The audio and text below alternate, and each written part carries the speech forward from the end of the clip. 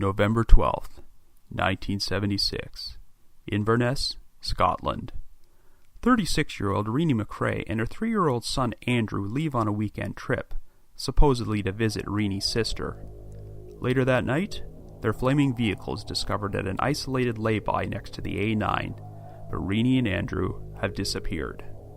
It turns out that Renee was actually planning to visit her secret lover, who also happens to be Andrew's biological father. Even though this revelation creates a lot of suspicion, Renee and Andrew are never found.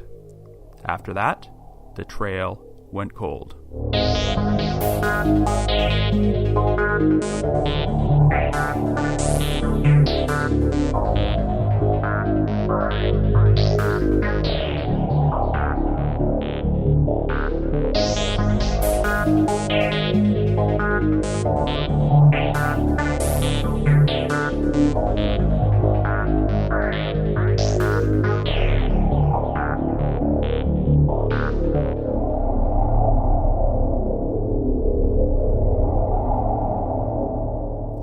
Hello everyone, and welcome to the latest episode of The Trail Went Cold.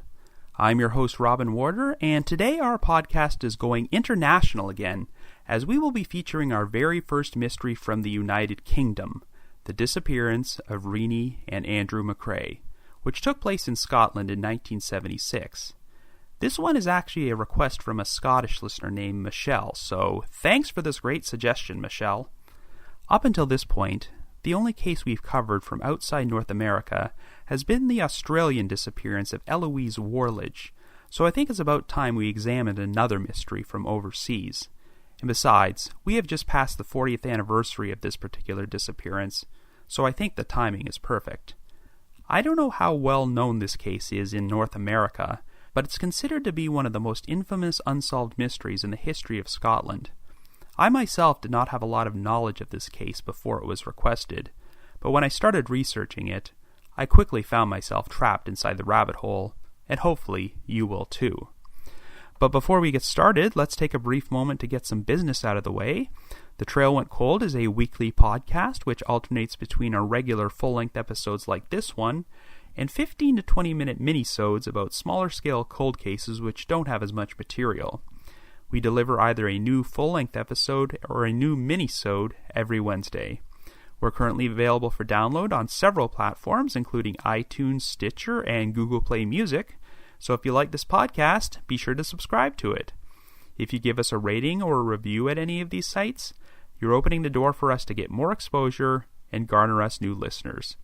The Trail Went Cold has its own PayPal account and a donate button on the website for anyone who's feeling generous.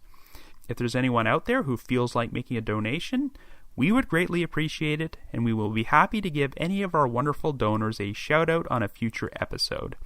So with all that out of the way, let us now take the trip to Scotland to explore the unsolved disappearances of Renee and Andrew MacRae.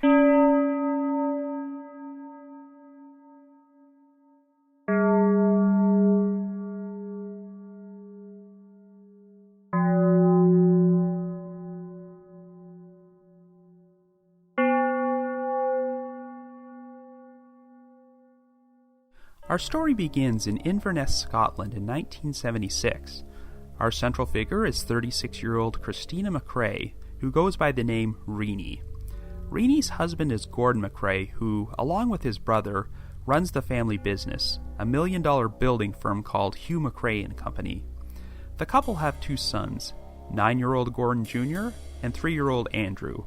However, at this point, the MacRae's marriage has fallen apart, and they have been separated for over a year. On Friday, November 12th, Renee tells everyone that she is planning a weekend trip to visit her sister in Kilmarnock. For some reason, Renee plans to bring Andrew with her, but not Gordon Jr., who will be spending the weekend with his father. At around 5 p.m., Renee briefly stopped by Gordon's company headquarters, but he did not actually visit or interact with her husband. Afterward, she and Andrew ventured out onto the A9, the longest road in Scotland, in Renee's BMW, but neither of them would be seen alive again. At approximately 9:55 p.m., the BMW was discovered by a bus driver who pulled into an isolated lay-by off the side of the A9. The vehicle was in flames, so the police were instantly notified. They soon arrived to put out the fire, but Renee and Andrew were nowhere in sight. The lay-by was located 12 miles south of Inverness and was surrounded by a vast moorland. It was hard to nail down an exact time frame for how long the BMW had been there.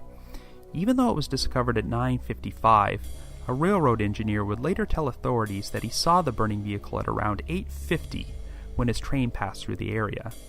The lay-by was actually hidden from the A9 by an embankment, so the BMW very well could have been in flames for over an hour without any passing motorist spotting it. It was not until the bus driver saw a flicker of flames behind the embankment that he decided to check things out.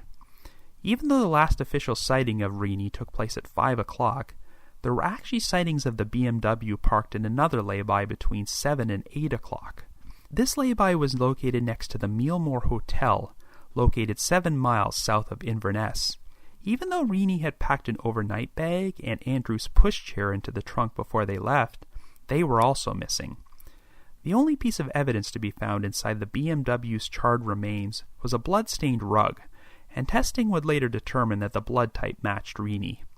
Subsequent eyewitness accounts would soon cause police to fear the worst. That night, motorists on the A9 would report seeing a man dragging what appeared to be a dead sheep. He was seen in the vicinity of the lay-by and heading in the direction of nearby Dalmagarry Quarry. Well, at the time she disappeared, Renee was wearing a sheepskin coat, so there was a very good possibility they saw someone dragging her body. A massive search would eventually be conducted of the area, but no trace of Renee or Andrew could be found. Anyway, when Gordon MacRae was notified about the flaming BMW, he phoned Renee's sister to see if she had possibly made alternate arrangements to come visit her. Maybe Renee had decided to take the train instead, and parked the car somewhere when it was subsequently stolen and burned by vandals. Well, the case took a very surprising turn when Renee's sister denied that she was coming to see her that weekend at all. So where exactly was Renee going? Police soon got an answer when they spoke to Renee's best friend, Valerie Steventon, who claimed that Renee was actually planning to travel to Perth to spend the weekend with her secret lover, Bill McDowell. McDowell was a married man with 2 daughters of his own, and he also happened to work as an accountant at Gordon MacRae's building firm. Apparently, Renee and Bill had been carrying on a lengthy affair for over 4 years. Even though the MacRaes were currently separated, the affair was not the main reason the marriage had fallen apart, as Gordon did not even know about it. He suspected Renee was having an affair, but did not know who it was with. Valerie Steventon was literally the only person Renee ever told about it. According to Valerie, Renee told her that Bill had been offered a new job in Shetland and found a new house there. Bill was planning to leave his family, so he and Renee could move to Shetland together. In fact, this was supposed to take place the weekend after the disappearances. When Renee's house was searched, most of her personal belongings were packed into boxes, which seemed to support the idea that she was planning to move somewhere very soon. Well, investigators finally questioned Bill, and he admitted to the affair with Renee, but denied any involvement in her disappearance. But he also dropped a major bombshell. He was actually Andrew's biological father. So this provided a possible explanation for why Renee decided to bring Andrew on her weekend trip, while Gordon Jr. stayed at home. Bill claimed that he had planned to spend the weekend in Perth with Renee, but cancelled at the last minute and never saw her at all on November 12th. He apparently had grown tired of the affair, but still stayed with Renee longer than he intended because he was afraid she might tell everyone. There also turned out to be no truth at all to the claims that Bill had received a new job in Shetland and was planning to move there. Bill also mentioned that he and Renee had a secret coded system for passing messages where they would call each other up and just let the phone ring a certain amount of times to signal it was them. He said that on 2 separate occasions after Renee went missing, his phone rang in that exact fashion, which gave him the impression that Renee was still alive somewhere and sending him coded messages. In Bill's defense, his wife Rosemary did provide him with an alibi for the night of the disappearances. 1 week later, Bill showed up at police headquarters to make a voluntary statement, and he apparently looked quite upset at the time. However, Rosemary spotted his car parked outside and literally walked into the building and dragged Bill away before he could say anything. In the past 40 years, McDowell has apparently only been interviewed once by the police. He also refused to give interviews to the media and went nearly 3 decades before breaking his silence. In spite of the revelation that her husband was carrying on a years-long affair with another woman and had fathered an illegitimate child, Rosemary still decided to stay with Bill, and the McDowell family soon moved to London. And as far as I know, Bill and Rosemary have remained together ever since. Oh, and I guess it goes without saying that Gordon MacRae immediately fired Bill from his company. Finding out that one of your employees is your son's real father probably isn't going to go over very well. As you can imagine, this case became quite a sensation in Scotland, and is probably the most famous missing persons case in their history. Of course, the most interesting lead was the eyewitness sightings of the man who may have been dragging Renee's body in the direction of Dalmagarry Quarry. On that same night, there were also alleged sightings of a man with a pushchair near the quarry, and as you'll recall, Andrew's pushchair had gone missing from the trunk of the BMW. There also happened to be another quarry 6 miles away from the area called Leanick Quarry, which was linked underwater to Dalmagarry Quarry. Witnesses reported separate but similar sightings of an estate car that night on back roads which were in close proximity to both quarries, and these seemed like ideal locations to dispose of 2 bodies. On YouTube, you can watch a Scottish TV special about this case titled The A9 Mystery, which aired on the 1-year anniversary in 1977. They show footage of a search being performed at Leanick Quarry, where a submersible underwater camera picked up something which at first glance looked like an outline of a human face inside a bag. However, when the bag was recovered from the water, it contained nothing more than garden rubbish. The water was very cluttered with debris and incredibly difficult to search. After finding no trace of the MacRaes, the search of the quarry was called off, though some would say this decision was made prematurely. But that's nothing compared to this story about the excavation which was performed at Dalmagarry Quarry. Approximately 8 months after the disappearances, a detective sergeant named John Cathcart was heading the excavation, which involved using a rented bulldozer, an important detail which I'll get back to in a second. On this particular day, Cathcart and the bulldozer's operator detected a smell of rotting flesh at one particular spot, so they started digging away with hand tools. They didn't find anything, but Cathcart figured they would use the bulldozer to dig deeper when they returned to the site the following day. Well, guess what? When Cathcart reported his findings to his superior, that's when he was told the excavation had been cancelled. You see, that bulldozer was a rental, and apparently this police department just did not have the funds to keep it out for 1 extra day. So in spite of a potentially huge lead which might have led to the recovery of the victims' bodies, the bulldozer was returned to the contractors, and that was the end of that. But to be fair, the police did eventually return to the quarry and performed a full excavation in 2004. Yes, just over 26 years after the MacRaes went missing, their story was featured in the debut episode of a new Scottish TV series called Unsolved, and it rejuvenated interest in the case. Detective Sergeant Cathcart was interviewed in this segment, and this is where he shared his experience of having the excavation called off after he detected the smell of rotting flesh. So a decision was made to do a cold case review, and this time, £122,000 were spent to finally perform a full-fledged excavation of Dalmagarry Quarry. This involved excavating 20,000 tons of earth and removing 2,000 trees, but unfortunately, there was no trace of the MacRaes, and nothing of substance was found. But since 3 decades had passed, this didn't necessarily mean that Renee or Andrew's bodies were never in the quarry. The chief constable on the case actually stated that new information had come out to make him believe that the bodies had been in Dalmagarry Quarry at one point, but he wouldn't elaborate on this. To date, no more excavations or searches have ever been performed at Leanick Quarry, as the water has become a lot more cluttered, and such an operation might be too costly. Interestingly enough, it was around this time that an Inverness newspaper received an anonymous letter which stated that 5 people, including a police officer, had been involved in a conspiracy to murder Renee MacRae, but that Andrew was actually still alive and had been sent to live abroad somewhere. The police pretty much wrote this letter off as a hoax, and as far as I know, the lead never went anywhere. However, the renewed interest in the case actually compelled Bill McDowell to break his silence and do his first interview with the media, but he didn't really say anything of note. He admitted to the affair and to being Andrew's biological father, but he continued to maintain his innocence and insist he had nothing to do with the disappearances. Well, the investigation continued on, and in October of 2006, the police submitted a report to the Crown Office in which they named a prime suspect, but the Crown Office ultimately determined that there was just not enough evidence to take the suspect to court. So while the police have never stopped their investigation into the disappearances of Renee and Andrew MacRae, they have uncovered no major leads within the past decade. So I guess you could say, the trail went cold.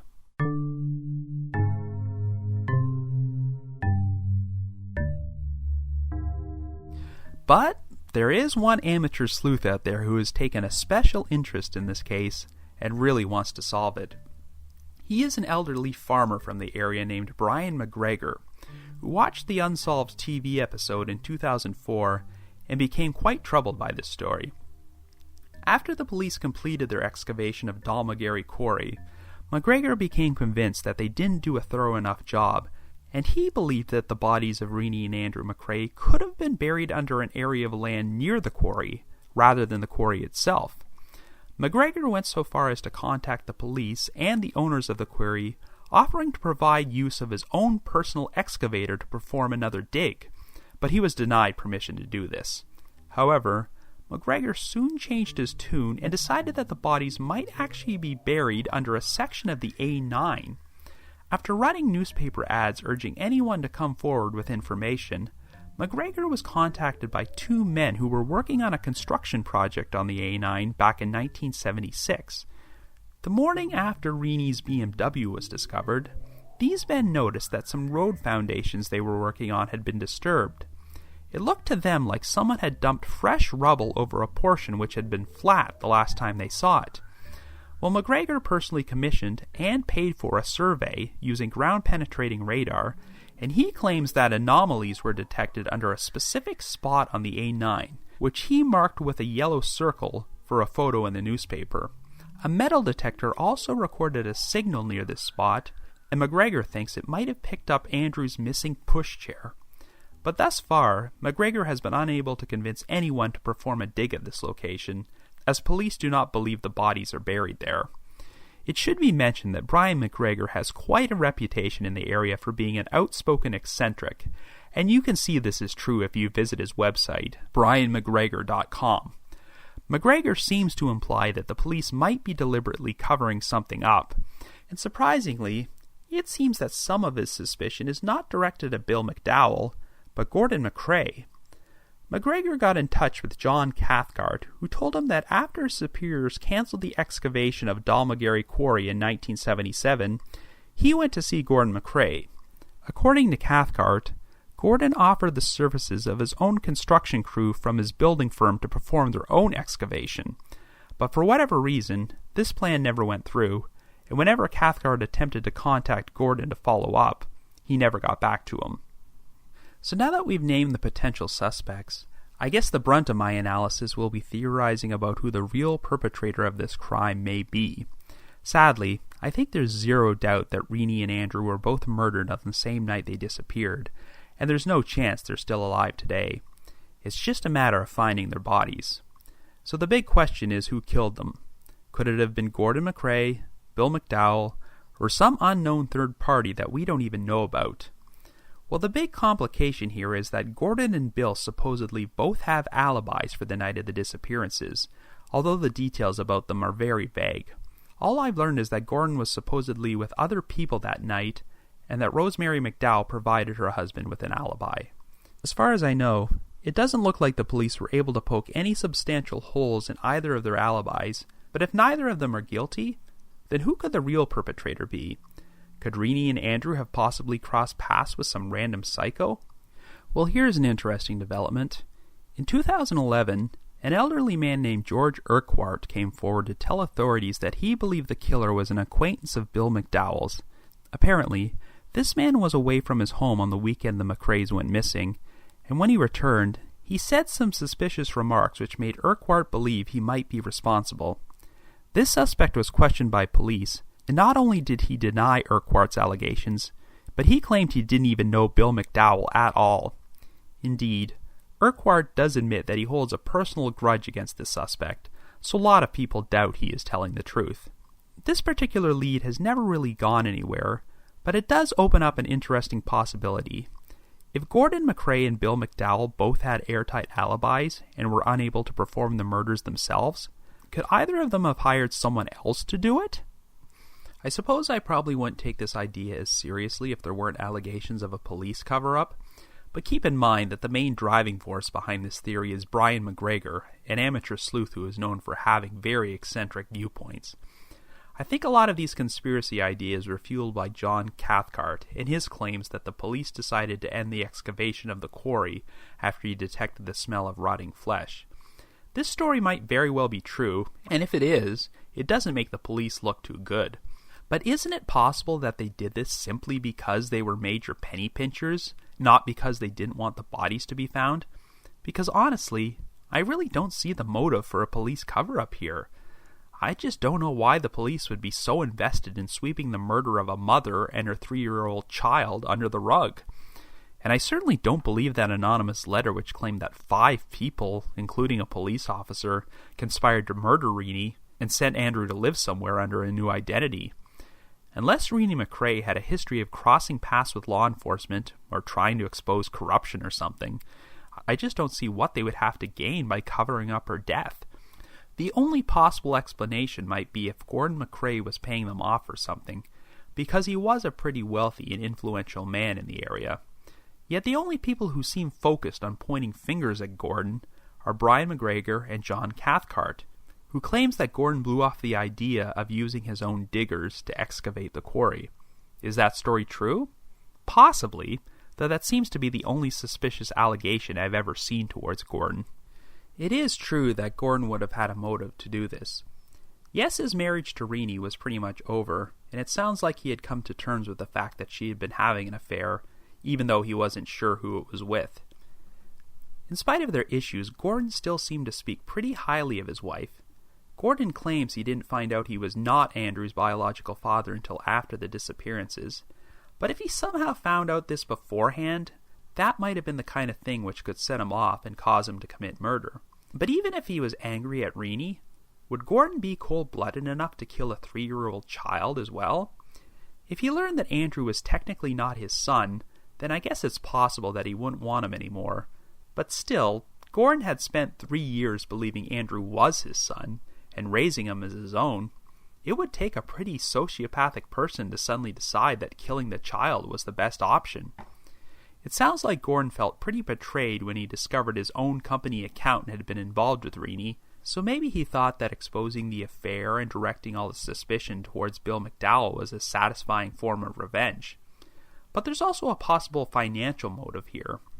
Renee was not employed, but in spite of their separation, Gordon was still financially supporting her and paying all of her expenses. Apparently, his company was also experiencing financial problems at the time of Renee's disappearance, which could potentially be exacerbated if Gordon and Renee went through a divorce. Maybe he just decided that continuing to pay Renee's expenses was too much of a financial burden, so he decided to get rid of her. But still, would financial issues drive someone to murder a 3-year-old? It's worth mentioning that Gordon always seemed to be forthcoming when speaking with the police and the media, the same which could not be said about Bill McDowell. Of course, just because McDowell shied away from speaking with the police and the media doesn't automatically mean he's guilty. Even if he's an innocent man, it's his right to stay silent and keep out of the spotlight. But that doesn't change the fact that no one would have had more to gain from Renee and Andrew's disappearances than Bill McDowell. If the revelations about the affair and being Andrew's father got out, not only could McDowell potentially lose his family, but he could lose his job as well, since he was screwing around with his boss's wife. The main reason that it's been hard to make a strong case against Bill is because of his wife Rosemary, who is the real wild card in this situation. She's the one who provided Bill with an alibi on the night of the disappearances, and literally dragged him out of the police station when he tried to make a statement. And she continued to stay with her husband in spite of the fact that he'd been cheating on her for years and fathered an illegitimate child. I really don't know much about Rosemary McDowell's character, so I can't say for sure if she's the type of woman who would willingly protect her husband if he committed murder. A woman might not shed any tears if her husband's mistress became a murder victim, but would she feel the same way if she believed her husband murdered a 3-year-old boy, even if said boy was his illegitimate child? I guess it's possible Rosemary could have lied and provided Bill with a fake alibi to protect him, but still genuinely believes he's innocent. Or maybe she's 100% telling the truth and Bill was with her all night, but he actually hired someone else to commit the murders for him. I think the key to figuring out what happened is determining Renee and Andrew's whereabouts between the time she left her husband's company headquarters at 5 p.m. and when a burning BMW was found at 10 p.m. We have a train driver who claimed he saw the burning car at 8:50 p.m., but even if that's accurate, that's still nearly 4 hours in which Renee's whereabouts are unaccounted for, which is pretty strange given that the vehicle was found only 12 miles outside of Inverness. So where was she during that 4-hour window?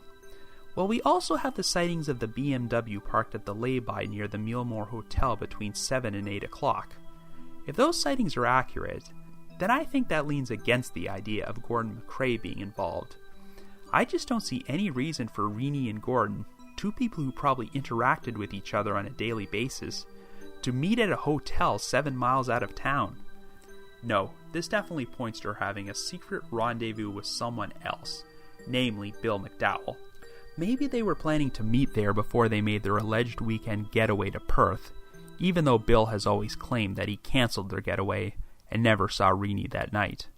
Bill also denied that he had any plans to turn the affair into a permanent relationship and move to Shetland with Renee. But the fact that most of Renee's belongings were packed at her house really seemed to indicate that she believed she was moving somewhere. So if Bill actually met Renee and Andrew at that location near the hotel, then he somehow could have lured them to a more isolated lay-by 5 miles away, where he proceeded to kill them, torch the vehicle, and dispose of their bodies. Really, when you look at all the different scenarios, the most logical one points to Bill McDowell being the guilty party.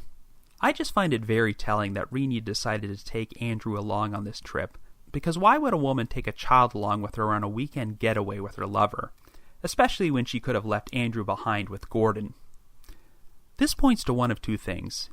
Either Renee took Andrew along with her as a means of confronting Bill and threatening to expose the secret about him being Andrew's father unless he left his family and moved in with her, or Bill asked Renee to bring Andrew along with her so he could use this as an opportunity to get rid of them both.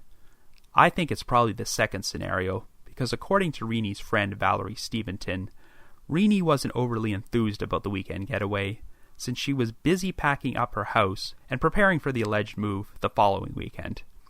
So this points to the getaway being Bill's idea. Yes, Bill would later claim that he received those coded phone calls which rang a few times, and seemed to suggest that Renee was sending him a signal that she was still alive. But we really only have Bill's word that these phone calls actually happened, and I'd say there's no chance Renee was still alive following her disappearance. And here's one more chilling tidbit about him. I wish I had more specific information about this, but according to one article I read, Bill ran into a little legal trouble in 1990 when he was charged with dishonesty and forgery involving sums totaling £240,000. But here's the really interesting part. Apparently, during Bill's career as an accountant, fires broke out at 4 of the firms he worked at, which wound up destroying the financial records. Yes, that's right, 4 fires. Either Bill McDowell is the unluckiest accountant ever, or he's got a habit of starting fires to cover his misdeeds, which is why I find it very telling that Renee's BMW was set on fire to destroy potential evidence. Make of that what you will. When all is said and done, Bill McDowell had the best motive to commit these murders, and when you look at the timeline, he had the best opportunity. That being said, if McDowell was the suspect named in the report submitted to the Crown Office in 2006, then I cannot disagree with their decision not to bring him to court. In spite of all these suspicious things surrounding him, there really is no hard evidence that McDowell committed this crime, or was anywhere near the murder scene that night. We have witnesses who saw a man likely dragging Renee's body in Andrew's pushchair, but it doesn't sound like they got a good enough look at the man to prove it was McDowell. If they were to take McDowell to trial with the evidence they have now, I just feel there's no way they'd get a conviction. There are too many unanswered questions, such as the validity of his wife's alibi, for me to say with 100% certainty that Bill McDowell's guilty, but he's definitely the best candidate. As far as I know, Bill is still alive and would be in his late 70s now, so if he was the perpetrator, time is running out. I don't think they'll ever be able to build a case against him, or anyone else for that matter, unless Renee and Andrew's bodies are found. That being said, there is currently a dueling project taking place on the A9, and apparently, sometime in 2017, they might get around to digging up the section of road where Brian McGregor believes the bodies are buried. So if that eccentric old farmer actually turns out to be right, this could be a major development. As gruesome as this may sound, I do kind of hope the remains are buried there, because that would mean there's still a chance this case could get solved. Only time will tell, but I do hope that Renee and Andrew's loved ones can finally get some closure, because this whole story is a pretty terrible tragedy. So that's about it for this episode. If we're lucky, we might get a resolution in this case sometime next year, but let's not rule anything out yet.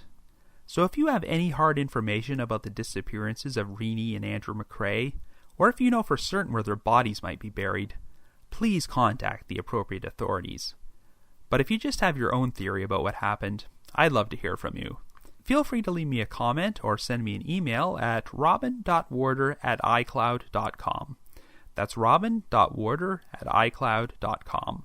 I want to thank all my loyal listeners and supporters out there, especially those from the Unsolved Mysteries message board at the Sitcoms Online forum and the Unresolved Mysteries subreddit.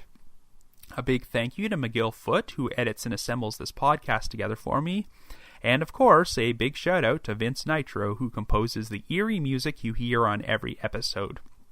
If you haven't already, you can like us on Facebook, follow us on Twitter, or leave us a rating or a review on iTunes, Stitcher, or Google Play Music. And like I mentioned earlier, we also have a donate button on our website, so if you're feeling generous and want to express your appreciation for all the hard work we put into this podcast, we would be extremely grateful. So have yourself a good week, and join me next time for a brand new mini-sode of The Trail Went Cold.